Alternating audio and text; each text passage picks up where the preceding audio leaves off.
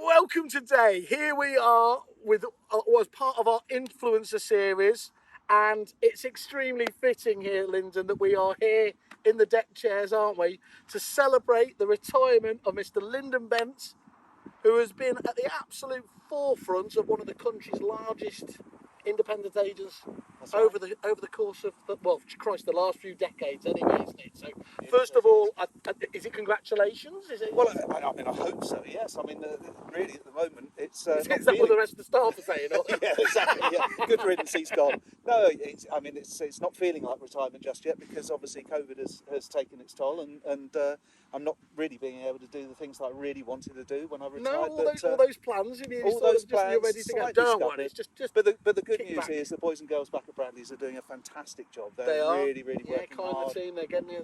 They're a great bunch of people, and I'm so immensely proud of them.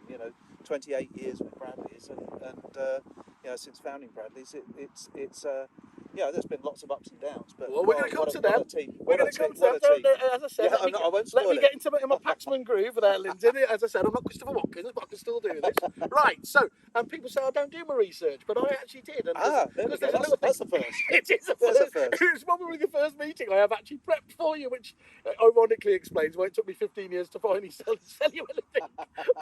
But your LinkedIn profile, 43 years in the industry, and as you said, 28 years since co-founding Bradley's. Yep, absolutely. Wow. It's been a long journey, but one that's flashed by on one hand, but on the other hand, it's just been full of amazing moments. Well, I mean, one of which being meeting you, of course. I mean, I know I didn't buy anything. I thought from we'd you save the that first till time. the middle. But Yes. Should we talk about it? Actually, let's go back. Absolutely. The first time we came to meet you, I can't even remember what iteration of software I was trying to be selling you. It was Phoenix software. Phoenix Matchmaker. Phoenix still used at Connell, so it's There still you going go, strong. see? And we turned up, and you've been really kind, and you set us up in. Actually, not so we're down here just so anyone gets the scene here. This isn't Lyndon's back garden here. We are in the wonderful Hotel Davani in Exeter here. Yeah, not very far from the sea, as you can tell from the deck. That's what we know. So you will hear the odd squawk, and that's not the locals. That's the seabirds. But you invited us to a golf club, which is always it's better than a Weatherspoons. Owned by Nigel Mansell at the time. I didn't even know that. There we go. This life passes me by, and it was one of those. I think you'd always had a very serious view, hadn't you, on software, because you've been designing your own bespoke there. So when we came to see you, it was a proper. You have some casual meetings, and you have some where you feel like you're rocketed into it, and you took us through. Did I give you hell by any chance? I don't know. What happened? To be fair, at that stage, I was still saying what's an applicant and what's a vendor. Everything just passed me by. But we did exactly what we wanted. You did, and this is the thing. That was the key to it. And I always feel that software is something that's never going to sell you more houses, but it is something that's going to help you release your time to get on and do the job. And that's the critical thing, isn't it? Yeah. So Absolutely. what's Bradley's now 32 offices? Am I right? Yeah, that's right. So 32 offices, and there's the big point about it, isn't you said? And I think the way you summarised that was perfectly. But to get all that efficiency back, that's the big element, isn't it? There that can free you. If technology is meant to do you one thing, it's to save you the time, so you can put it into the dollar productive things, as they say. And as Bradley's evolved, we then created our customer services team in head office, and this interaction between branch and a centralised team enabled us to provide exemplary service right at the front end, sort of absolutely without having to man up the offices, to the hilt, and enabling us to be a profitable organisation because we were lean and mean. Like my good self. Just like you. Right, and I am going to take the odd glass of water here, as I can tell the water so we'll do there. that. So let me just ask you that as a question then. Do you think that those client services departments are really the secret source of the multi-office agents these days? I mean, it tends to be only those that have the time, energy, resources to put into it. I mean, you've got to be a critical mass to make that work for you, but I think that it doesn't need a massive amount of people to be able to provide the support for the branches. But having the software, having the integration with the phone systems, knowing who's phoning you, knowing who you're going to be dealing with on the next call, and almost being the centralised team almost knowing you know, that they can provide the same service that they could do if they were based in branch. Yeah. It is absolutely. That's a game changer, isn't it? Absolutely. And I think, Totally. I mean, going back to those funny old days were there. It is perfectly possible, isn't it, that you can have ideas and innovations that it takes the platform a while to catch up with, isn't it? You know, like, so what I mean by there is all this really cool stuff you were talking about there, the integration with the phone systems. Yeah. We've all had this aspiration, haven't we, Yeah. tomorrow's world style, but it has taken a long time to get It to the took right a long place. time. It was something that I always had in my mind that I wanted to be able to do.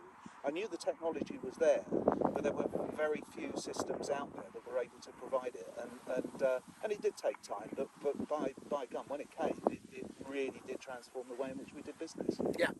So if we take it right back to the beginning again, was it 1987 Newton Abbott? Is that right? Oh well, yeah. That was Dawlish, but yes, it was. And that was Bristol and West. That was Bristol and West. So it was prior to that, it was Leicester Smith Partnership, which was 1984. So that was a small independent. See, company. your LinkedIn profile only went back to Bristol. so yes, I mean, you don't want to fill in all the gaps. No. I mean, it sounds as though I'm No, blowing my own you're trumpet. funny enough. I haven't put in the fact I was a bin man. Oh, I missed that one out as well. Sorry, yeah, of course I forgot about that. So I mean, okay. So talk us so literally at the start then. The very start was 1977 for Bairstow Eves. Yeah. Affectionately known then as Bastard Bastard Thieves, of course. It was, yeah. And always used to giggle. and, Still and do. that was in the Goodmay's office. I left school straight into agency. And what was it attracted you? Well, my dad was in the building trade, and I spent a nanosecond being a quantity surveyor and realised that was so boring. I couldn't possibly do that. We wouldn't have hit it off. No, well, there we are. We would have missed that. But being a personal, person, yeah. I felt that there was something in between. And an agency, sort of jumped out at me, and that was what I wanted to do. I even flunked my O levels as they were then, not GCSEs. Knowing that I've got a job. It's hard to flunk a GCSE, but I did it. Well done, you. Yeah. But no, I had a mission that I was on, and I wanted to get on in a state agency, and my first aspiration was to be the youngest manager for Bairstow Eves. I achieved that, age 20. Still had my white socks and didn't have an earring, but that was the era. Well, we're out for your dinner tonight, so maybe your dream can come true. You wake up in the morning. Don't You've even been wailed. I also wanted to have my own business by the time I was 30. I only missed that by a year, and I wanted to retire at 60, and I've done that. So this is fantastic. So is there anything that you regret over there? Not to get all maudlin. Was there anything that you when you look back and some things that change, make you stronger and everything else? But is there anything you just felt? I think that anyone who says that they haven't got regrets is basically fibbing, because you're delusional indeed. Yeah. I think there are many things that we could have done differently, but I think essentially the one thing that we didn't change as a company, as a group, and a group of again motivated directors and owners, we didn't want to change the basics of a state agency. A state agency is all about people doing business for people, as our motto is, people serving people, so the basic elements didn't need to change. What did obviously change was the economy back in 2007. The uncontrollables, though. The uncontrollables. Yeah. We had no control over that, and we all know that the property industry is up and down like a yo-yo. Yeah. We're seeing the highs now, but we know that that's going to end in some kind of slow off.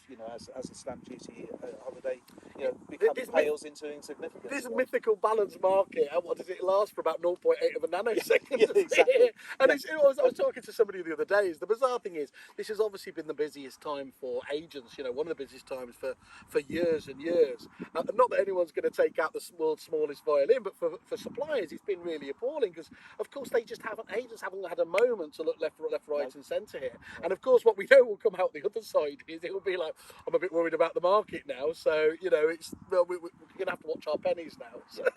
But that's has it ever been thus? It's always like this. The property industry in particular is full of peaks and troughs, and you have to ride with the.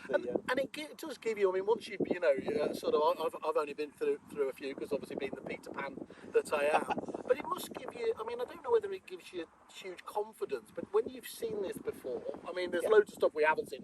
No one's seen a coronavirus, but when you've been through those just classic ups and downs, which to the people in the middle of the maelstrom, as it was there, it is all consuming and it's going to, it feels like, but that you being able to then communicate that to the staff is a key element of being a leader. Yeah, I think that is it exactly. It's making the right moves at the right time, and Brian, chairman, who's been a massive leading light to the company. He's a great footballing fan, Liverpool fan, as you know, and he says it's like playing the offside trap. It's timing your run, making sure that you make the decisions and make the changes, some of which are tough. Yeah. And I'm glad you turned the sun on for me, just so I could squint a little bit more for you. Would you like that? It's absolutely fine, no problem at all. Always planning. It's the football analogy. It actually works. You've got to roll with the punches, time your moves very, very. You've got to be light and foot. Lots of people, both in just the wider world and in ours, do talk about it's in the tough markets where you get your market share, and where do you believe that, or is that? Yes, I mean, it's certainly the companies in the past that have invested during the tough times have been those that have come out, stronger as a result of it. It's very difficult to invest when the market's on its knees. But if you can invest, and what we did was, you couldn't do it financially, but what we could do is treat our staff well and make sure that we had the right people in the right places doing the right job. And it becomes very hand to mouth. But if you are absolutely on it and making sure your staff are doing everything they can to generate business, you'll survive. Yeah. There's no chance of sitting on your hands in a tough market, waiting for the business to come through the door. It won't happen. I remember when your peers, let's put them in the Barnstable crew. Ah, yes. And we'll come on to them in a Greatest great scores you have. And Greatest and by the way, I genuinely have always loved that. You go up, I don't know what it is, southwest, northeast. You go up there, competitors are still competitors, but you do still get on. The one thing that we miss though is that we used to have an annual golf day with Webbers. We don't do that. Maybe I can make that magic happen. Maybe that's my job to mend those bridges. I'll be on the phone to Malcolm. But he made the point as well, is when I remember when just 2008 actually, and it was a lot of people talk about training and development, and I know that's always been a key belief of yours in terms of investing in there. But they made the point that obviously back then, I think at Reap It we used to include the training and everything else, and when that market turns, there's a whole load of your staff that haven't been through those, and they need to understand that it's not just order taking anymore. Yes. It is getting on the phones and earning that all that stuff. Using your software to identify your potential leads and following them through. That's say it's very easy to sit there and wonder why there's no one coming through the door. It doesn't work that way, does it? And it will inevitably happen. Now we can't stop them. Well, we are stopping them coming through the door. We just can't stop the leads coming through. It's been funny. There's literally loads of prop tech suppliers that are saying we can get rid of your leads. Or no, managers. These tyre kickers and everything. I think that. Do you think that is a problem that we've always referred, and it has been since day one? Is I've always cringed a little bit because people have referred to that a great demographic of the British public as tyre kickers. And there certainly are, of course, but you guarantee they're going to be a tyre kicker if you treat them that way and label them that way from the beginning, don't you? I think one of the things that is one of the positives that's kind of going to come out of a dreadful situation with COVID is the fact that now we've got a much better opportunity to be able to qualify the leads and thin out the wheat from the chaff, and you'll always have tyre kickers in any kind of you have window shoppers in the high street, and tyre kickers often is about the timing as well, isn't it? Absolutely. I've always believed that any single person you come in contact with is a potential source of business. Get them into your phone. So what you've got to do is provide a good service to them at that stage. Don't treat them as a tyre kicker, but treat them with respect, because they could genuinely come back and be a client to you. But if you don't, you can guarantee they are going to never be a client of yours forever, are they? No, don't. So if we go back to our friends there, so would it be fair when he went on to then Bristol West? There was people like famously Graham Harrison as well of Webbers. That was you at the same time. Yes, absolutely. Ships in the night there. Yeah, great respect for Graham. He had a fantastic business up there. They still have it. Great gent. Vivian Moon was chairman then, so that's going back. No, you've blown me out the mark there. See, look, there we go. I was trying to show I off am with that old. Graham, and it's I am that pushing old. there. There'll be other people on here going, oh, yeah, Vivian. Oh, yes, Vivian. Yeah, what a character. See, I have learned, though, over the years, I would have probably tried to bullshit that. Yeah, no, Oh, you, Vivian. no, don't blag it. She's a lovely girl. Or... so what's changed and what's been consistent? What are the immutables of a state agency that will never change? You've already said it's a people business. Yeah, and people's wants and desires are the same thing. You know, they want to go and find the best possible house and the best possible road. You know, for the best possible price. You're always going to have that.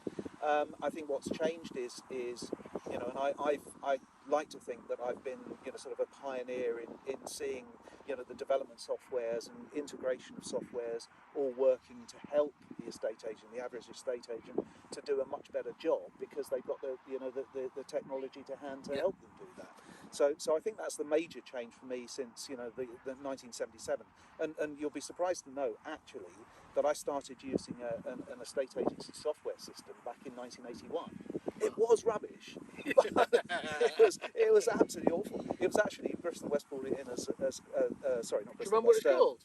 It was called Geist, and I did wonder why they bought out a software company that was named after a banana company, because it was definitely not.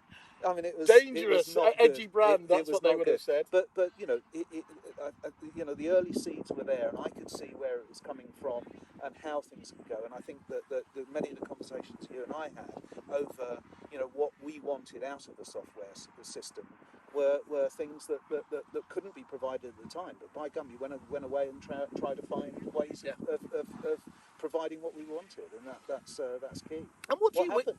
yeah. And what do you wish you'd known then? What, you know, what would have been the single bit of, you know, a Lyndon? I know it's the old tried and tested question, but what would a Lyndon of today say to the Lyndon starting off then to give you that leg up? Don't see Simon Wales.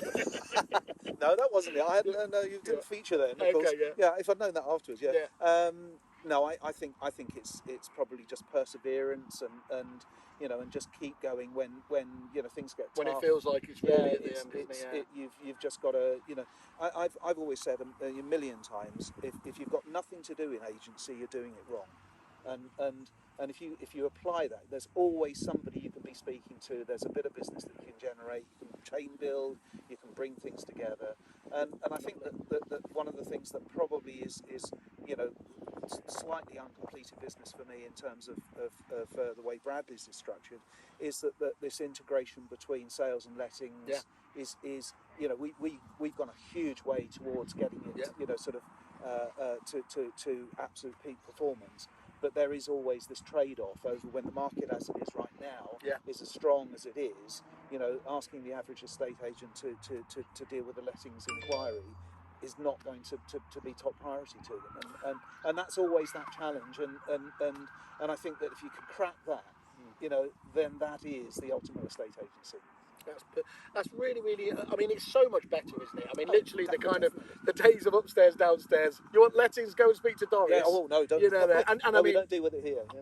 I can tell you now, actually, because if it had been the old days, you'd have asked me for a discount. But you know, it was clients like you that pushed us at Repeat, wasn't it? Very repeatedly to get that one, because otherwise the first move was actually getting sales and lettings into one piece of software. If you remember, it was two pieces of software. So, you're not allergic to bees, are you? See, sunshine and bees. There we are. What more can you ask for? You don't get this in Manchester. I told you we should have done it here. Manchester, I don't want to go anywhere near there.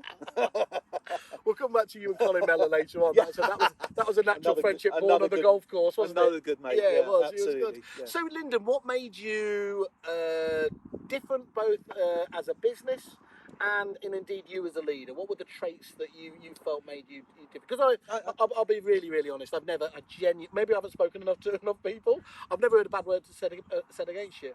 And I think that's a rarity. And well, thank you. I mean, that's I mean, it's gratifying to hear that, and I think it is all about treating people fairly.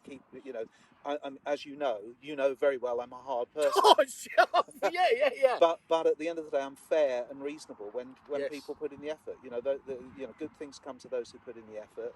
And I think it's about being honest with you as well, isn't it? You know, if you're cocked up, just admit you've cocked up, and hopefully you've got. And there were many times you held your hands up. I was just sort of tugging the ball out. It's happened again, sir. No. I'm buggered up there. But we got there. We overcame did, those yeah. differences and saw a way through to it. And you know, I think if you have a shared, you know, a shared vision, then you overcome the ways of, you know, I never see anything as a you know, as a challenge. I see things as an opportunity. And the opportunity, and that was as we came into COVID, I saw that actually as an opportunity. I think that we actually operate, well, you know, Bradley's now operates, you know, much, you know, better as a result of what came out of COVID. And I think that's you've got to learn to evolve as the market changes. So that And investing in people, investing in people, is absolutely key. Because, you know, you can't on the one hand keep telling us that, you know, people are your greatest asset, and then holding back at the end degree. Treating them like rubbish. Yeah, exactly. That's right.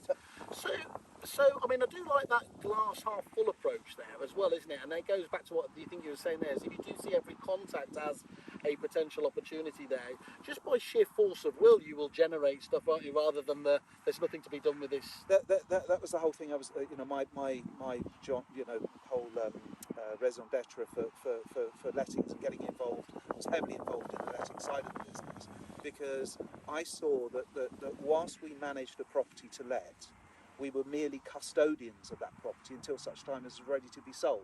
If you provided the landlord with an exemplary service, there was no chance they were going to go anywhere else to sell their property. Why would you? And that success has been borne out of what's happened in Bradley's over the last, you know, 18 months, 2 years, as the government seems to be, you know, driving the private rented landlord out of the market. I'm giving up. I'm going to sell my property. Who am I going to go to? Well, of course, it's going to be you really have got to have buggered up that relationship if it's totally, not, you know, absolutely. The first point. Although it's very easy to bugger up a relationship in lettings because, you know, unfortunately the landlords always see the letting agent is the one that's let them down.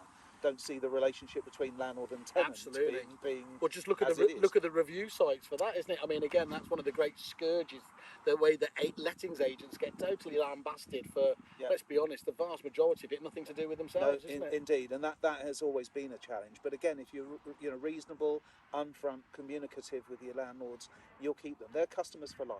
Yeah. Right, let me just pause it. I'll make sure it is recording. If it's not, I'm not doing that all again. There we go. We've got a great editor anyway. She's great for that. We'll just keep this in. It's more interesting. So, okay, give us your top 5 lessons for somebody starting today. In fact, you don't have to do 5. What's your best advice for somebody starting an agency today? I think you know, I've said it before. It's perseverance. You know, keep your communication going. You know, be communicative. You know, start the day with a smile. You know, and treat everyone equally and in balance. Yeah. And you'll get your just desserts. You really believe you'll get paid.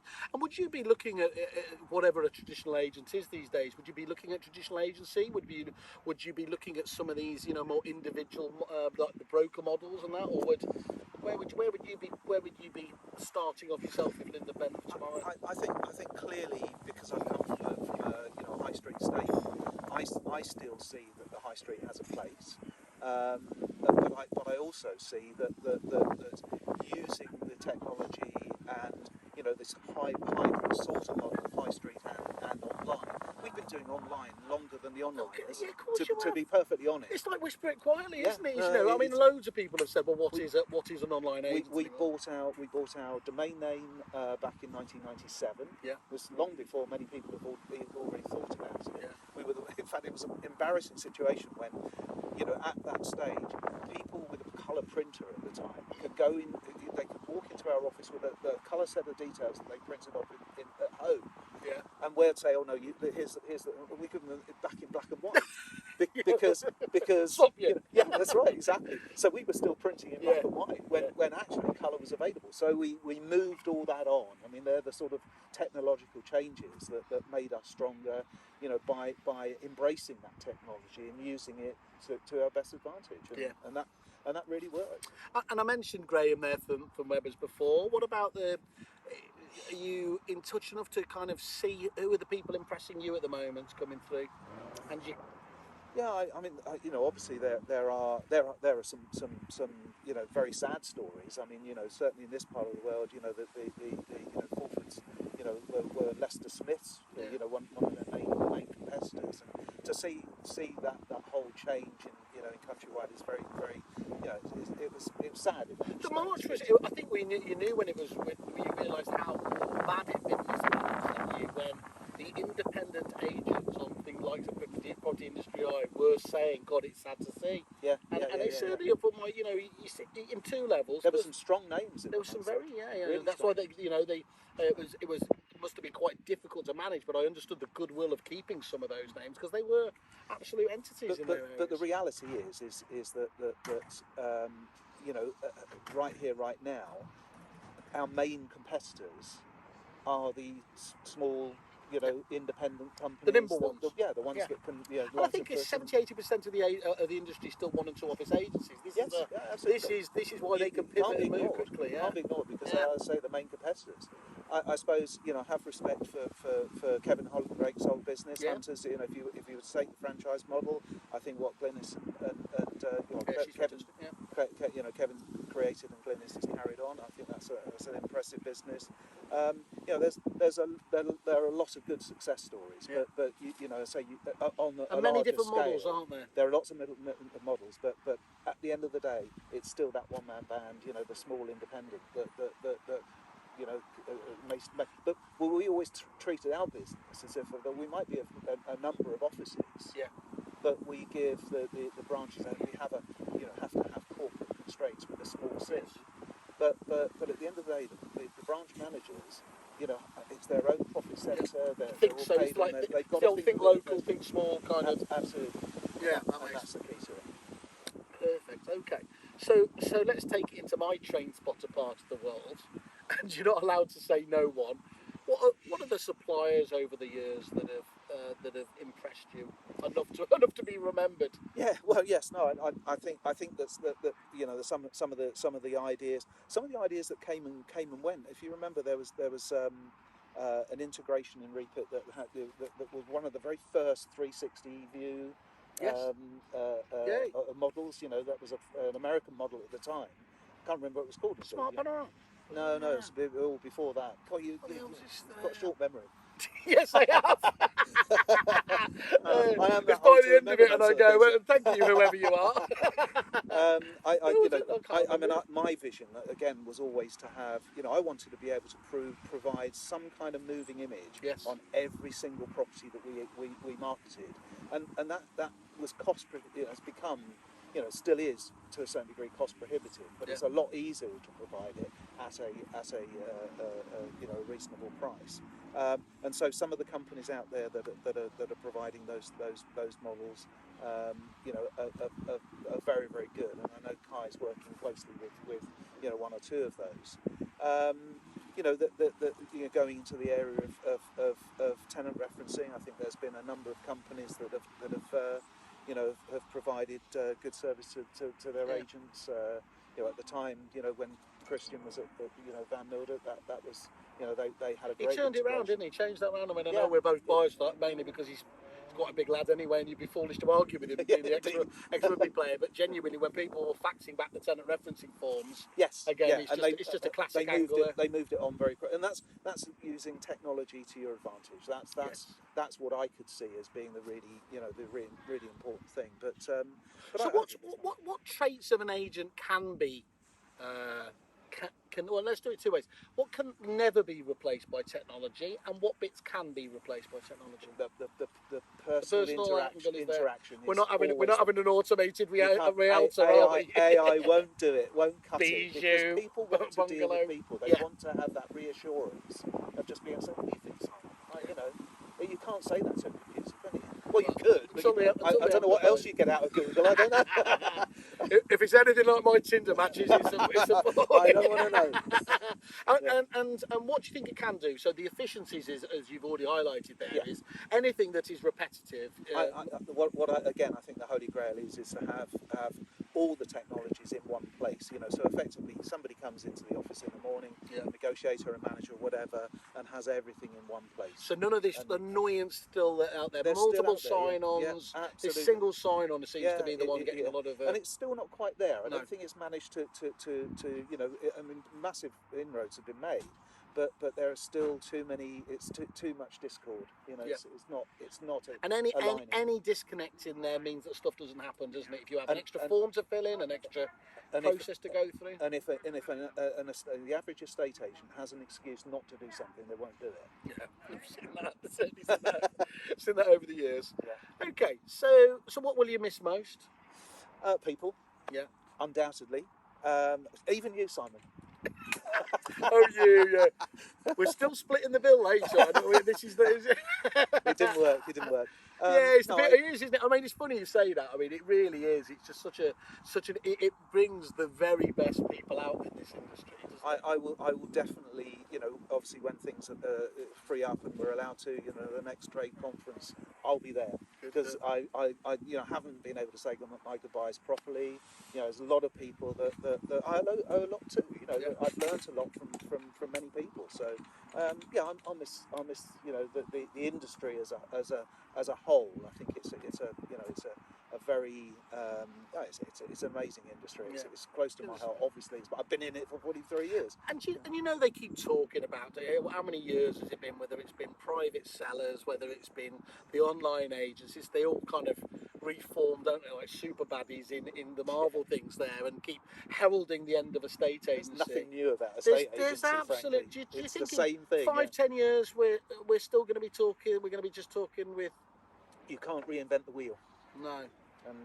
And I think many people will continue to try, and different models will continue to come. Still waiting for that bloody jetpack as well, isn't it? That's if you deliver on that first before you start worrying about all the other stuff. It's a different way of doing viewings, isn't it? Yeah. Just rocketing it with an Uber style timer telling you your jetpack agent will be with you in seconds. Stick the applicant on the back. We're off to 21 Acacia Avenue. Did you enjoy that viewing tour, sir? Well, there we are. We're getting into futurology. This is what I've always said. Having a couple of drinks aids the creativity process. Yeah, you're ahead of me. Hang on. Yeah, I mean we've been using drone technology, and we've got some really talented guys in house now. Who do that, and it's again, making people more informed before they even go on a viewing has got to be a good thing. Yes, absolutely great. Well, look, we've got a gang of people waiting to see you. They want to be fed. They don't want to. I think they only of the liquid variety. But I think, I mean, talking about this over the years, it has been an absolutely. The reason you have to be in our influencer series, I can say from the very beginning, as we said, I think when you first announced it, to have that many people go on there and the strength of feeling they have towards you, it's really been an honour and privilege knowing you. So that's really nice. I was really humbled by all of that, and everyone's been brilliant. I've loved every minute of it. I love all the people that I've been in touch with. Well, there is an exception which you know about, but we won't talk about it. It's like I wanted to keep away from the legals. I do tell that story a lot, and I will talk to you about that later. He's still going, by the way. But anyway, there we go. But it's lovely that this industry can put people out you that allow a reprobate like me to not just make a living out of it. But it was always I genuinely thought, well, what do I do when I sold out first time? Do you just, and you can't not. I feel like I just miss the people too much. You're part of the family, mate. Yeah, it is. Well, look, just one more thing before we go. So, the team did say he's going to be massively insulted by this, because I thought I'd buy you. I actually was going to buy it myself, but I have got you this little shirt here that just says you cannot retire from being awesome. So, although it's in an extra large one there. There we go. Here we go. Bring it in. Thank you, Lyndon. You are double jabbed, yeah. Yes, I am triple jabbed. Good. I've had all of them. The Russian one was very Moorish. So, Lyndon, thank you once again today. I wish you all the very best. Absolutely no doubt we're going to be catching up. Oh, without a doubt. I may be, lurking in the background, but I haven't gone. Lurking. What a great. Put that on your LinkedIn profile. Cheers, Lyndon. Brilliant. Thank you. Cheers. Lovely. Cheers. Brilliant. Well done. Cheers.